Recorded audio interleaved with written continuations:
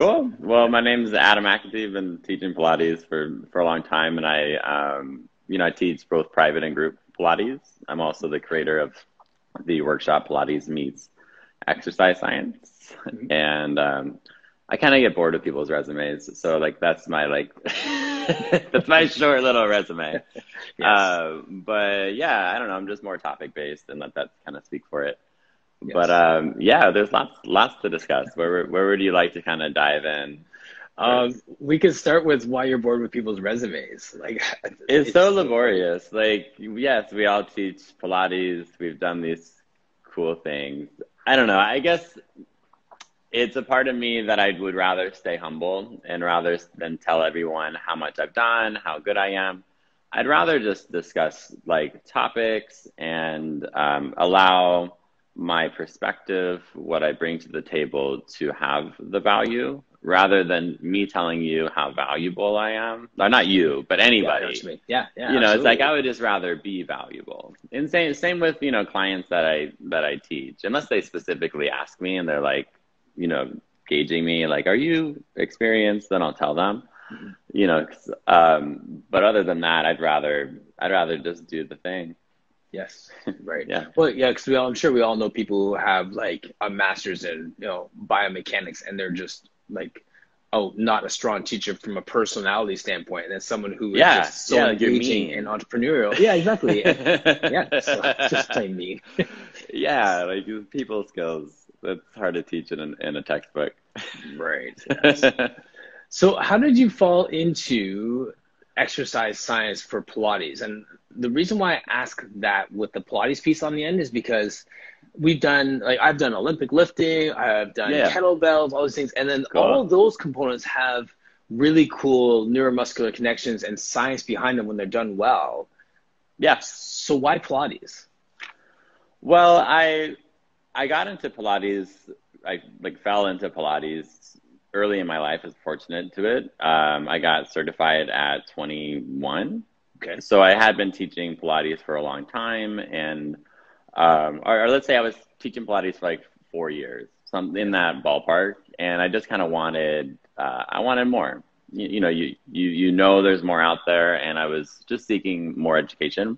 Hmm. And I was looking at other certification programs because I wasn't well versed in academia, didn't really feel that I was a good fit. So I think, oh, I'll get another Pilates certification. And I went into an interview, and the person was just mean. So Okay. I was like, I don't know about this. Like, you don't need to talk about my personal life. Uh, Yes. which was good. It guided me in a different direction, Right. Yes. and then I found myself enrolled, in my local community college to start to explore exercise science. But I actually wasn't really interested in exercise science. I always had a goal of becoming a physical therapist, Okay. and I'm currently in PT school right now. But along the way, I earned my bachelor's in exercise science, Okay. and I learned a tremendous amount of information that I never thought was going to be really valuable at Pilates because I thought I knew movement because I Mhm. knew Pilates. Okay. But what I came to realize that I learned Pilates exercises really well in Pilates school, and I got a great education. Okay. But I didn't learn human movement very well. Right. And for me, what I really appreciated in the kinesiology or exercise science education I got was it was just objective human movement. It had no, it didn't care about modality. It didn't care about Interesting. Your who you lineage learned, who was, your lineage. Like no, like yes, zero people. You couldn't walk in and be like, well, Romana said this. Nobody cares. They're gonna say, yes, where's the research? yes, Can you show it to me, or right, do you have a theory? And so right. it really just opened up my eyes to detach from things that I was attached to at the time Okay. and look at movement more objectively. And what I really came to realize is that you cannot take the human movement out of Pilates. So any human movement principle can apply to Pilates, it can apply to yoga, it can apply to powerlifting because you're human Yes. and you're moving. Now, when you say human movement, are you talking about like lift, squat, twist, bend, pull, push, that sort of movement, or just general I'm like movement? I'm just talking about like your internal forces interacting with each other and then interacting with the external forces around you. And Okay. so understanding like vectors and how does a spring actually work? Like how does a spring work differently than a weight and what are the physics behind it?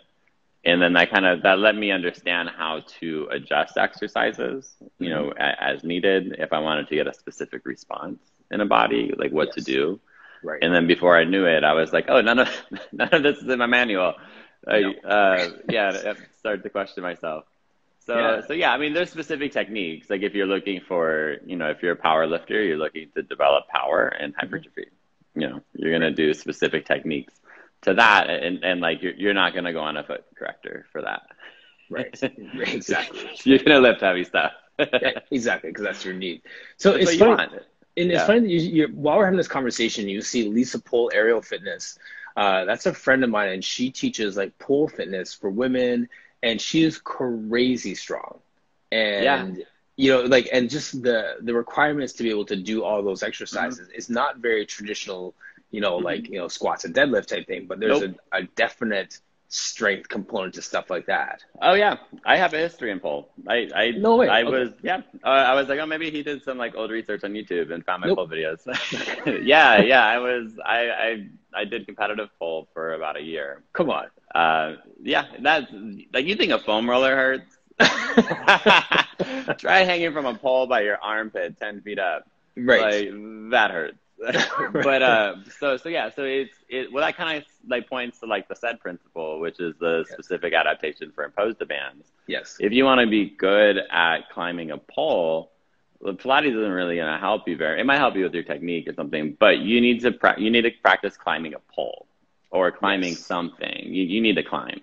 Yes. If you want to do pull-ups, you know you need to model that in Yeah. some specific way, regardless of what the task is. And in regards to pole, that's a whole different art. I know it's That's a yeah. whole rabbit hole. Yeah. But yeah, it's a lot of practice. It almost feels like you're just killing like cutaneous nerves, where Well, like you make it over. sounding appealing right now. I know it's like this is kind of what you're doing because you get like bruises all over your body, and they're like they call at the studio I was at they called them pole kisses. Yes. They were like badges. Like, oh, I know what that moves from. Oh But yeah, yes. pole. They're amazing men and women that do pole. It is an incredible art. It Yes. was really therapeutic, and I really respect it. They are ridiculously strong. Yes. So it'd be like callus, like the like deadlifters got that CrossFit Yeah, callus on their hands, except like on your whole body from being all over the pole. I wouldn't necessarily say you get like a callus, but something that you used to be able to feel. Like let's say the armpit example. Like I used to be able to feel a lot of pain in my armpit. Like you Right. no longer feel that pain. So like Nintendo thumb, then is what you're saying. Like Yeah, yeah. You basically build a Nintendo thumb, but all over your body. okay, good. All right, Yeah. so we And you have established to that. smile and point your toes while you do it. Okay. Yeah. Noted. Yeah. Right. Just so when you sign up. Right. Yeah. I had this one of my mentors he used to talk a lot about training for like runners or bikers, and he'd say, okay, well, are you training? I said, yeah, well, I ran 5K and then I bike for 3K. Mhm. And then he said, well, no, that's not training, that's practice. Yeah. You're practicing your thing, but you're not actually training, like you were saying, like getting into different exercises that actually set up Totally. the thing. Like, does that make sense? Does that kind of resonate with Yeah. what you're saying? Yeah. Yeah. Absolutely. So you can like cross training. That's I cross train. Like I'm gonna lift some weights and do Pilates after this. So yeah, if you wanna run, you should. It can be helpful to understand the components of running. So what you want to take big steps and you want to do them really fast. If you can take big steps and do them really fast, you're going to be a really good runner because you're going to go fast. Yes. And then there's endurance and all of those kinds of things that's hard to model in a Pilates studio. The cardiorespiratory capacity to run, Yes. let's say, a marathon. Right. You can't model 26 miles on a reformer. So if you did But like you, running on the foot bar for like 4 hours, that's not going to do it I for was you? thinking 4 days. Okay, good. Yes. Yes. Yeah. No, but then it's like okay, well you can work on like you can probably go like specific like biomechanics and gait if there's an issue. Yes. But one thing that comes to mind is like well hamstrings power. That's what you need. Right. You know, stretching is not going to be really a thing that you should do because that could actually, that can reduce your power in your hamstrings. You know, it gets a little bit technical, but also you can get a lot of education. Yes. You know, like sometimes runners might do like static stretching prior to running, but there's actually research that shows that that's an inhibitory effect in your running performance. It's been reduced. Yes. It'll reduce your running performance. Right. So you should do like dynamic stretching, you know, prior to doing so, which is just like swing your leg back and forth instead of like put it on a curb and bend over. Yes. So you can learn things about your body. You can, you know, enhance like power, for example, in your hamstrings, but also the practitioner that you're working with, if you're working with a practitioner, has their own background, their own specialty and experience, and they can really just add value, you know, to what you're doing, or maybe even lead you to a specialist or a different practitioner. Right, exactly. And that's kind of where I was going with that, because you speak so intelligently on these topics. And I wonder, from your perspective, for the everyday Pilates instructor who wants to just help people feel good, move better, lose weight, whatever the case is, how much of what you know should they know? As much as they're willing and inspired to know. Okay. And if I could give advice to them, it would be to stop taking Pilates workshops and to start taking movement workshops or movement education. And not necessarily, maybe that was just kind of blunt to make a point. It's not that you can't take like your favorite Magic Circle workshop, or like pre-COVID, if like a Nula's coming to town, like, oh my God, I always wanted to meet her. And then go to her workshop, like support her. Yeah, totally do it. But like you can also, like one of the best courses I took online was I took a anatomy course with Ralph Bender with Breathe Education. And he kind of bridged like his perspective to movement to Pilates. It was great. But there's just a bunch of like physios that are out there that can just teach you straight up, like no modality attached. Yes. Movement concepts. So that's something that can be very helpful. Like I'm doing a workshop on Pilates meets exercise science. There's just a lot of education outside of the 10 favorite ways to do Magic Circle workshops. True. Yeah, exactly. I appreciate that. And the fact that, like, you know, we're trying to learn, and I think, you know, I've had other personal trainers on here, movement specialists, you know, guys who work with, you know, the Toronto Maple Leafs and stuff like that. And one of the things that they're really quick to say is that we silo our exercise modalities too much. Yeah, we're totally biased. I mean, we're all biased to something, you know, and so that's where, like, maybe even just taking a class that you're unfamiliar with that modality, you know, it could be really interesting and really fun, and you might learn something new.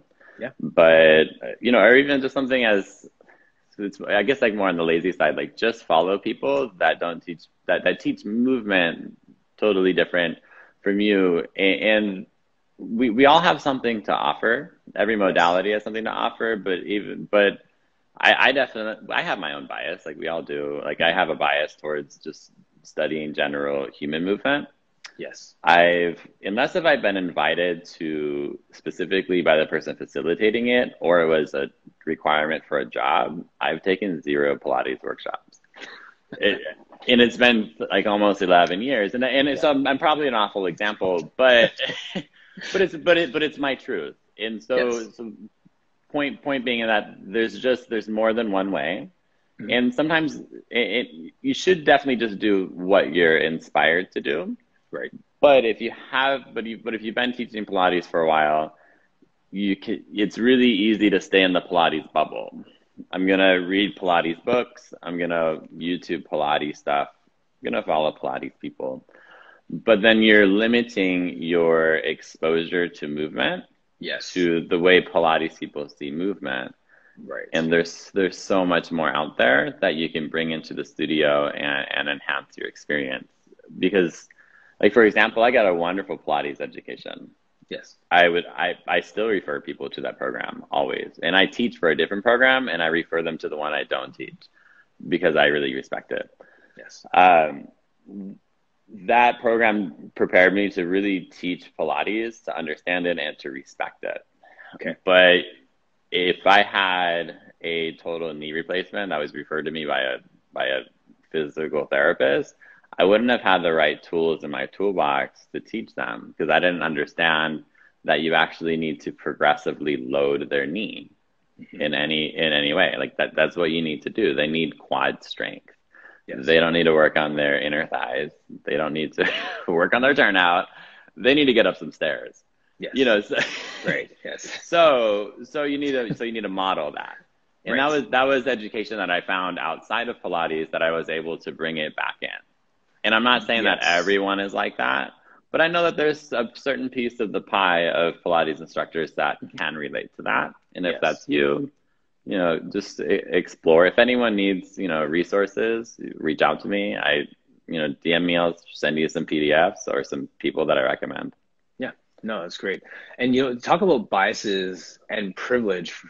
I feel like I never had to think about that because I'm coming from the personal training world and coming from the sport conditioning Yeah, world. So I've layered in a Pilates education on top that's awesome. of 20 years of PT, right? So it's just intuitive for me to just go somewhere else in this movement practice Yeah. at the point where Pilates doesn't fit the bill anymore. So I ebb and flow through this whole thing and never really realized when I'm leaving Pilates land and I've gone into corrective exercise land and I've gone into sport performance land, you know what I mean? So to speak. Mm-hmm.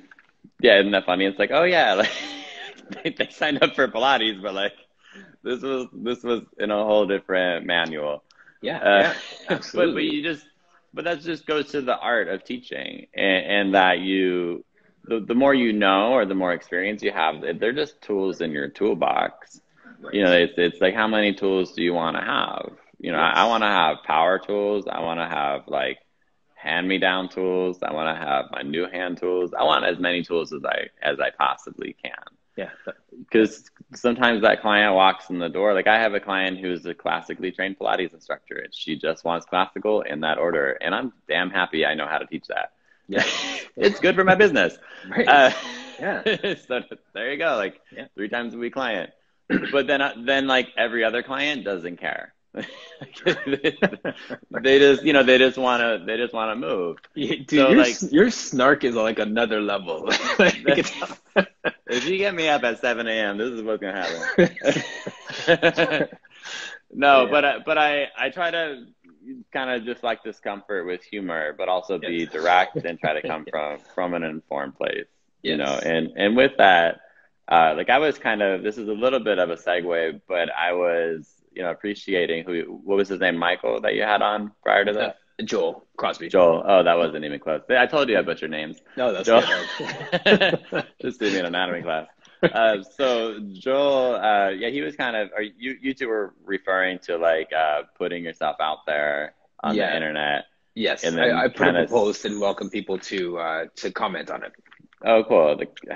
I didn't read that one, but Yes. I can imagine what could happen. Yes. You know, with that, as I've had my own things going on, and it's so important to just recognize that if you put an opinion out there, whether it be informed or ill-informed, what I've kind of, it's 2020, so I've kind of coined it like the Pilates Karens. Like they will come on your door at some point in time. Like Yes. it will absolutely happen. Yes. And you just have to handle it in your own way.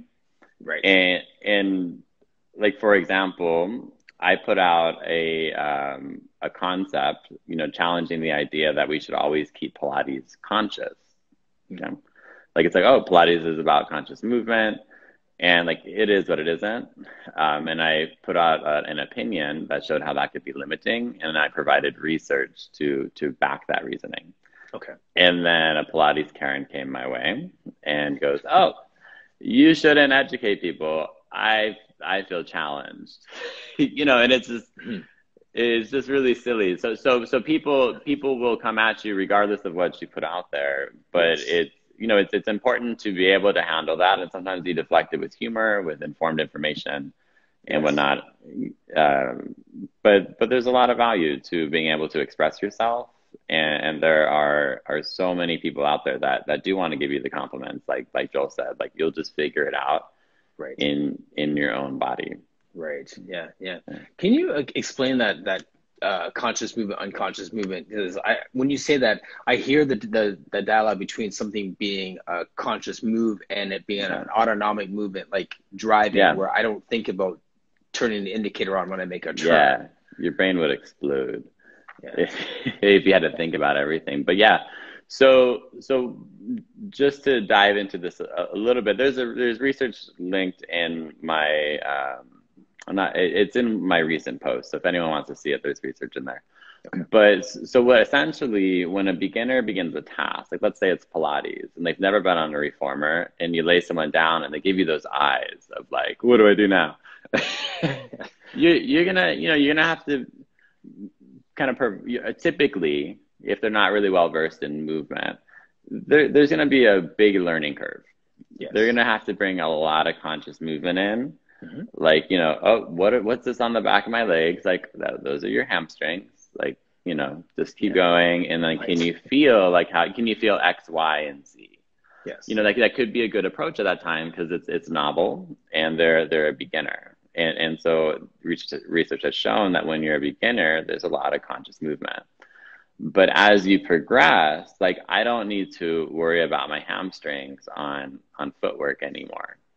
Because after 10 years, I'm hoping that there's some automaticity. I can just lay down and I can have my Spider-Man coffee and do footwork and I'm gonna be fine.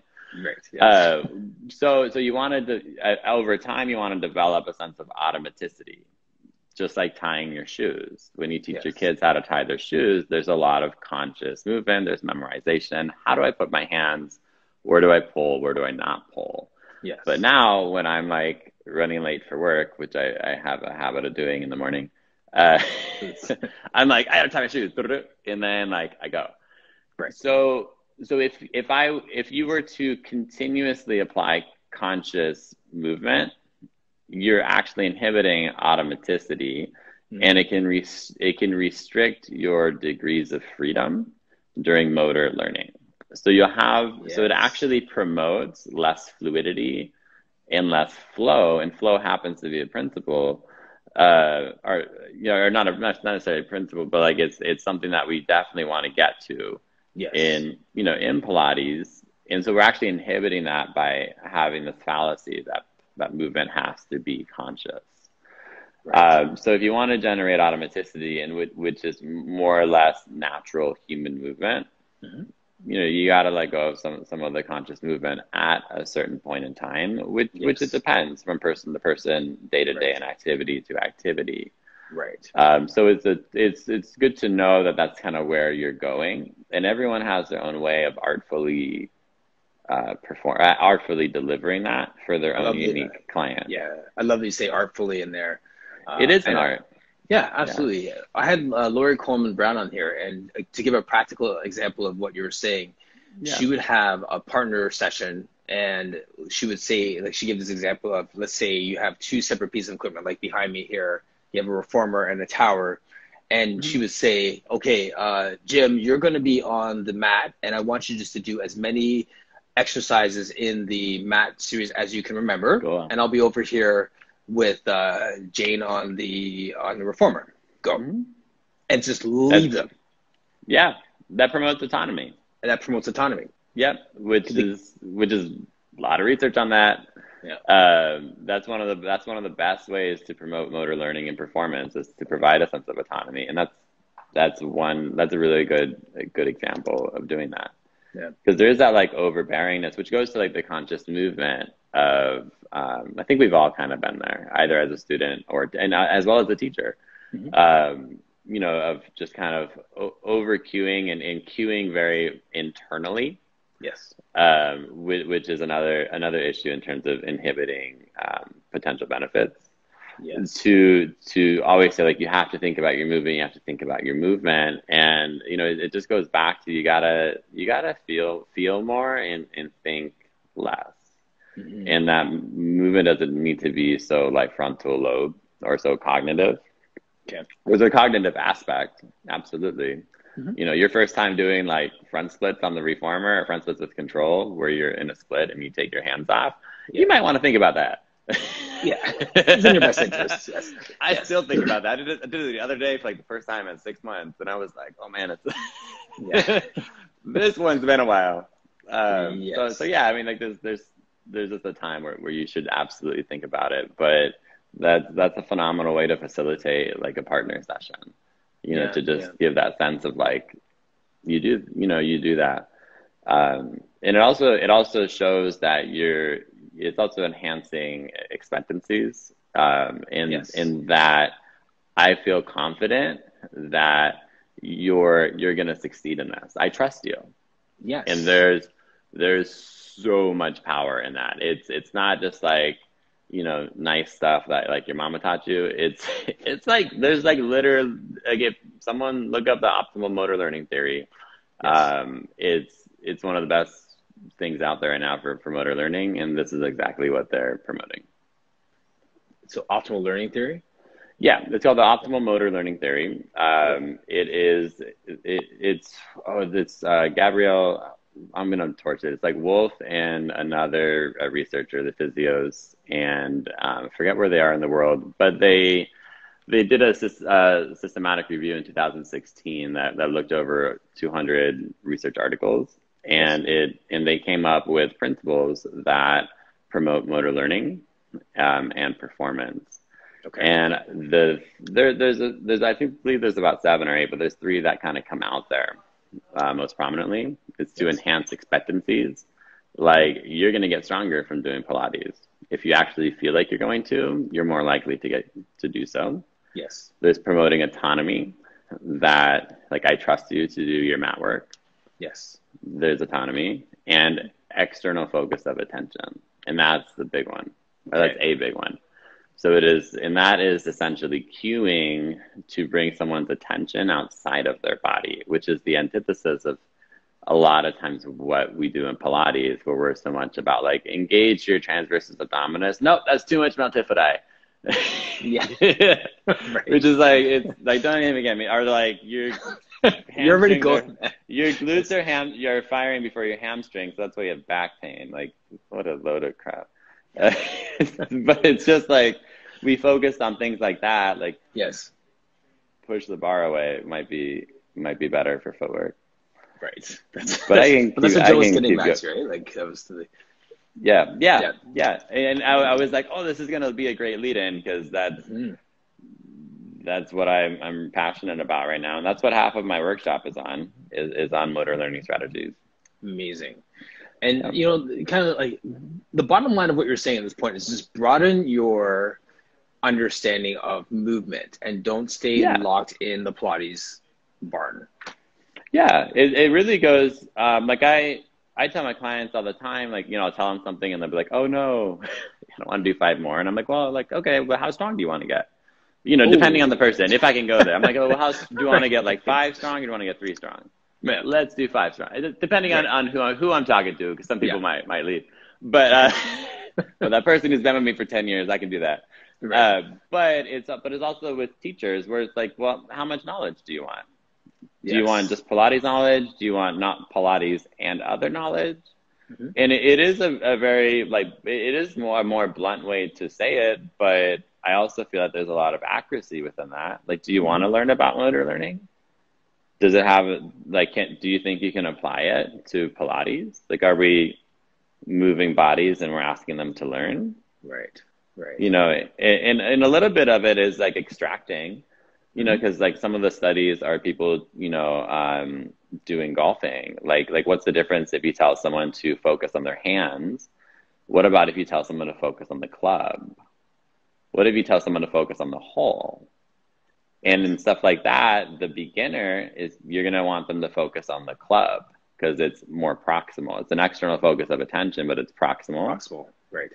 But a more advanced person knows how to use the club. So they need to focus on the hole. So it's little things like that like I'm talking about golfing. Like that's as much golf as I can talk about. I'm not a golfer. But, you know, we are kind of extracting that and bringing that into the Pilates studio a little bit.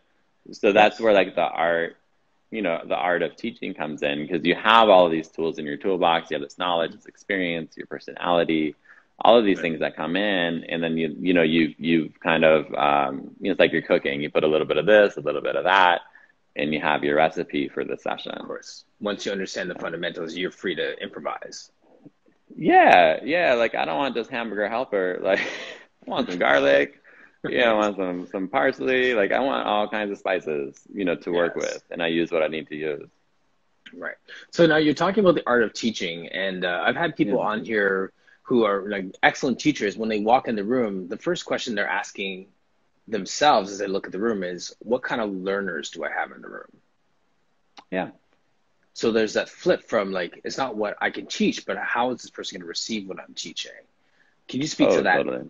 that learner component of it? Yeah. Well, information is only as valuable as it is received.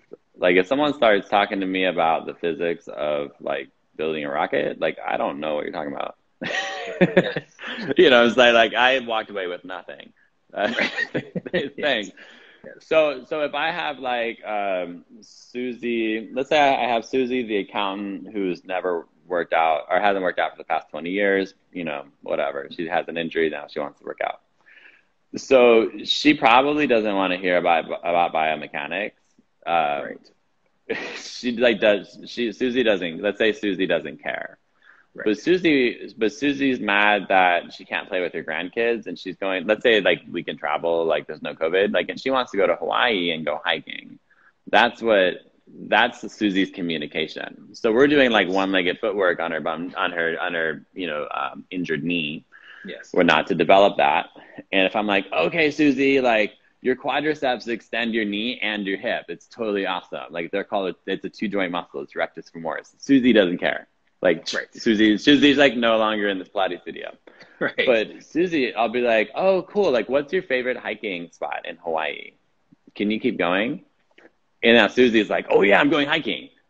So it's like, so hitting at someone's motivation, and to be like, oh, can you do 5 more? And Susie's like, no, I'm not going to say like, how strong do you want to get? I'm going to say like, well, like, remember how, like, when are you going hiking again? Oh, 2 months. Oh, we should probably do like 7 more. Keep going. Right. So it's hinting at someone's motivation, because if you got to find the avenue of receptivity within somebody, and they're going to be more receptive to things they like, that they value, and that they appreciate.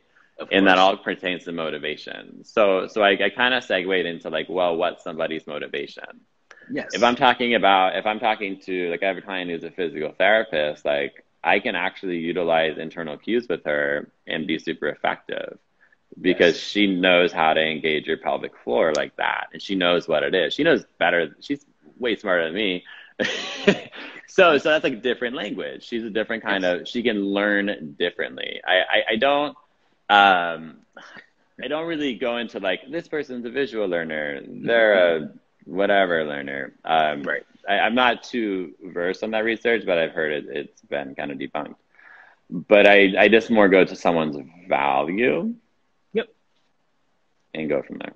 Right. And we spoke about that yesterday with Jamie. Is, at a base level, it's like goal-oriented cueing. Yeah, absolutely. Yeah.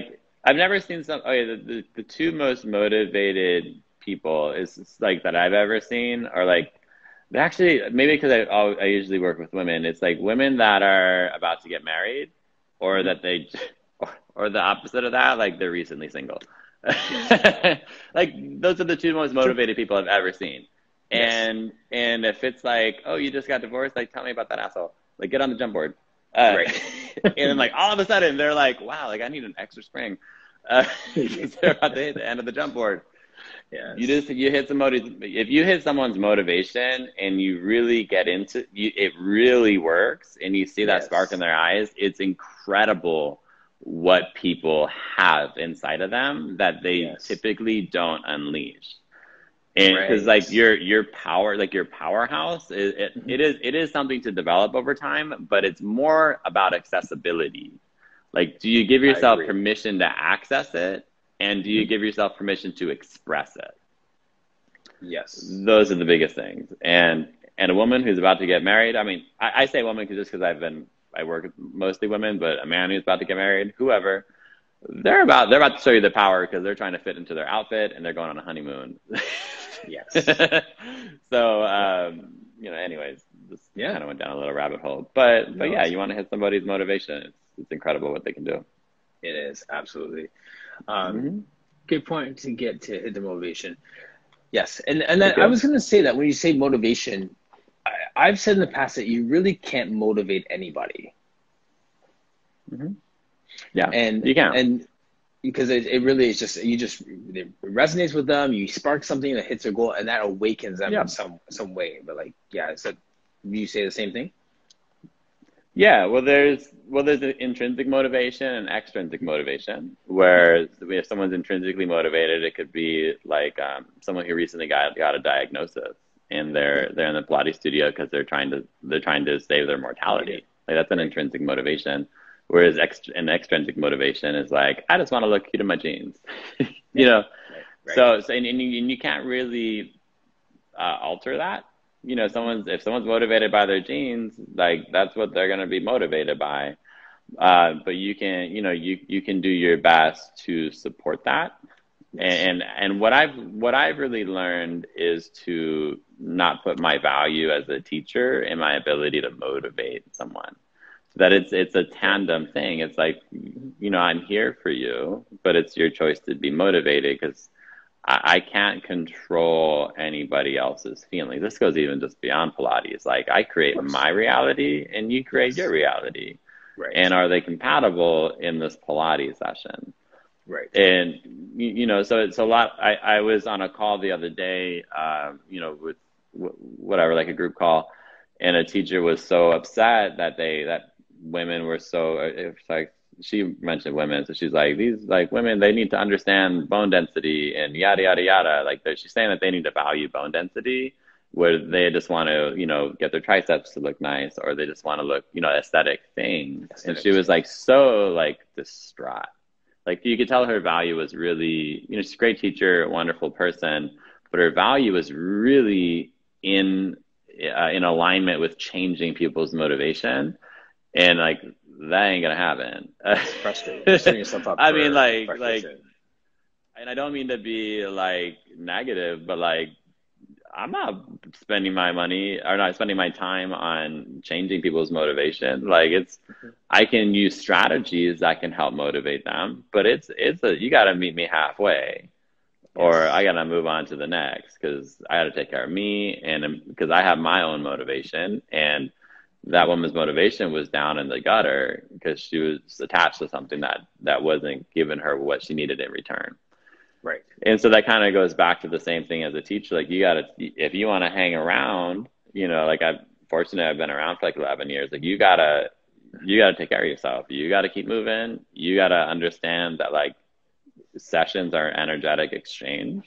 Like Yes. you get money and you teach them Pilates, and that they're also teaching you how to teach Pilates. Yes. Um, so yeah, it's one of those things. Like absolutely try to trigger someone's motivation, but if they don't want to be motivated at this time, or you don't like their motivation, like I wouldn't spend too much of your energy on that, or Right. Right. you're gonna be having a glass of wine a night every night. Yes. No doubt. Um, Yeah, and now, so Adam, basically your workshops they sound like they are a pathway to opening this conversation for people who yep, need to look beyond Pilates to other yeah, modalities of movement and stuff like that. So yeah. when do you run them? What do they look like? How do we get Mhm. connected with them? Yeah, thank you. So I'm running my second one right now on November 13th. So it's Friday, November 13th at 4 p.m. Pacific Standard Time. It's 2020, so we're doing it all on Zoom. It's a Okay. 2-hour workshop that goes over basic exercise science principles, such as the set principle, the speed accuracy trade-off, the physics of a spring, vectors, etc. So just very basic things that if you really learn the basics really, really well, you can understand a complex exercise because complex exercises are just a bunch of basics mixed up in a blender. within that, the second half of the workshop is on motor learning. So we'll discuss in a little bit more depth, and I will provide the research that goes over motor learning strategies, what is effective, what tends not to be as effective, and just kind of challenge certain beliefs. And we also get to have a live discussion about it, in which I'm happy to, to delve deeper, through however the audience wants to go through it. I have about 6 spots left for my one on the 13th. So if y'all want to join in, do it as fast as you can because they're going fast. The link is in my bio. Okay. I have a link tree, and then you just go onto the link. But I have gotten a lot of messages from those of you in the UK that apparently my time is. I had to choose between Australia and UK. Like who's going to be at 2 a.m.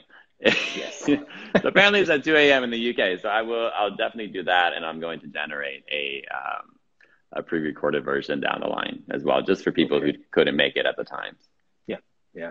Perfect. Absolutely. That is solid information. Like, Adam, Cool. it's really, really helpful. And I hope that, for those who are watching, it whets your appetite to dive deeper in this work and not just, be in that one silo. That's, I keep coming back to that because it's so vast. Like movement is so vast. Oh yeah, absolutely. It's endless. And if you stick with a modality, you have to acknowledge that you have a bias in human movement to that modality. Right. And that you choose to ignore other information. Right. But at the same time, that couldn't necessarily be a bad thing if I know who to refer people to. Oh, totally. Yeah, you don't have to. You don't have to explore outside of the Pilates realm, but you should also know what you're doing. Yes. So yeah, definitely like get someone who is specialized in whatever that individual needs. Where I was kind of going with that is that sometimes there's a belief that, or even like within Pilates, like Pilates is only to be done this way, and it's like the know all be all, and that's a huge mistake. So yeah, you don't have to if you're not inspired to do other things, don't do them. Do what you're inspired by, but just know its scope, like what it does do and what it does not do. Yes. And then when you have a need outside of that scope, refer out. I refer out all the time. Yeah, absolutely. Yeah. Amazing. That was. Well, thank you so much, 54 minutes, man. That just flew. Yeah, it's time for my workout now. All right, let's get it. Awesome. Okay, thank you so much for your time today. Really appreciate it. Yeah, thank you very much.